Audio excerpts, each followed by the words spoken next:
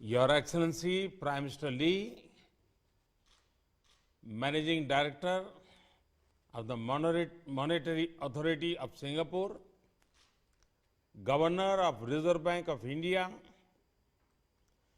भारत और सिंगापुर के मेरे साथियों, भारत और सिंगापुर की मित्रता बहुत पुरानी है। समय की कसौटी पर हमेशा खरी उतरी है। हमारे पीपल टू पीपल रिश्ते इसका मुख्य आधार है। यूपीआई पे नाउ लिंक का लॉन्च आज दोनों देशों के नागरिकों के लिए एक ऐसा उपहार है जिसका वे उत्सुकता से इंतजार कर रहे थे। मैं भारत और सिंगापुर के लोगों को इसकी बहुत बहुत बधाई देता हूं। साथियों, आज के युग में टेक्नोलॉजी हमें अनेक प्रकार से एक दूसरे से जोड़ती है। फिनटेक भी एक ऐसा सेक्टर है जो लोगों को एक दूसरे से कनेक्ट करता है।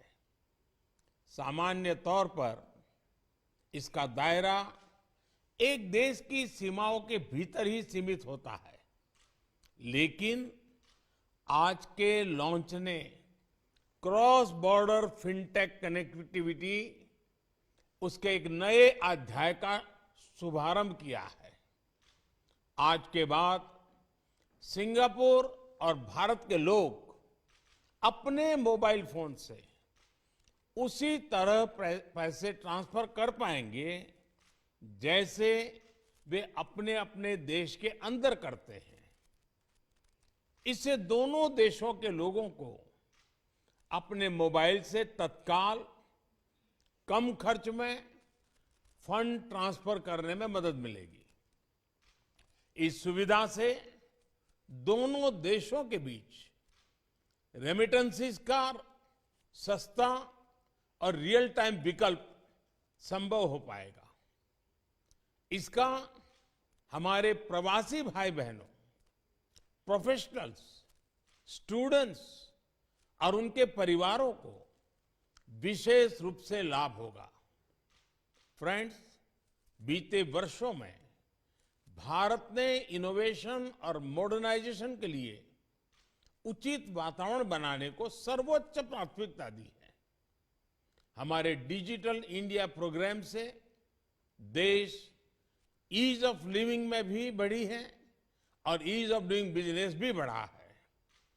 इससे डिजिटल कनेक्टिविटी के साथ फाइनेंशियल इंक्लूजन को भी अभूतपूर्व गति मिली है।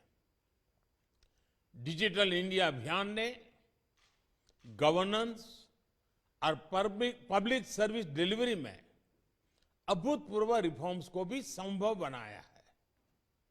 ये भारत के डिजिटल इंफ्रास्ट्रक्चर की ही ताकत है कि कोविड पैंडेमिक के दौरान हम करोड़ों लोगों के बैंक खातों में सीधे पैसे ट्रांसफर कर पाए।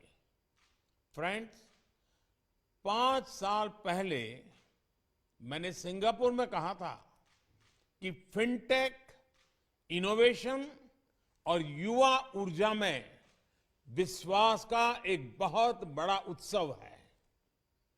फिनटेक और डिजिटल क्रांति में भारत की सफलता की अगुवाई हमारे टेक्नोलॉजी ट्रेंड युवा ही कर रहे हैं।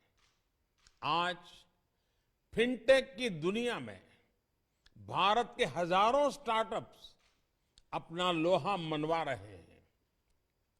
इसी ऊर्जा की वजह से आज रियल टाइम डिजिटल ट्रांजैक्शन के मामले में भारत विश्व के अग्रणी देशों में है।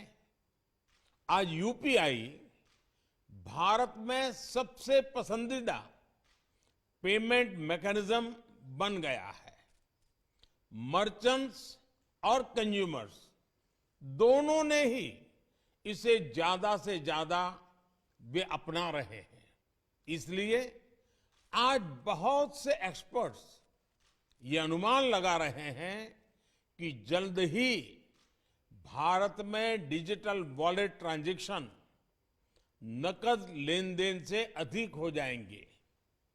पिछले वर्ष यानी 2022 में यूपीआई के माध्यम से करीब 126 लाख करोड़ रुपए यानी लगभग 2 ट्रिलियन सिंगापुर डॉलर से अधिक मूल्य के ट्रांजैक्शंस हुए हैं।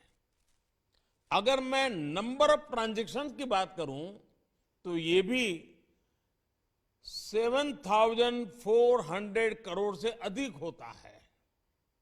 ये दिखाता है कि भारत का यूपीआई सिस्टम कितनी बड़ी संख्या को आसानी से और सुरक्षित तरीके से हैंडल कर रहा है। अच्छा ये भी कि विभिन्न देशों के साथ यूपीआई की पार्टनरशिप भी बढ़ रही है।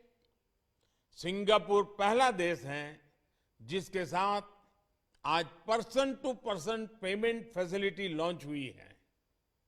मैं सिंगापुर की मॉनेटरी अथॉरिटी, भारत के रिजर्व बैंक और इस प्रयास को सफल बनाने में जुड़े सभी लोगों का हार्दिक अभिनंदन करता हूं।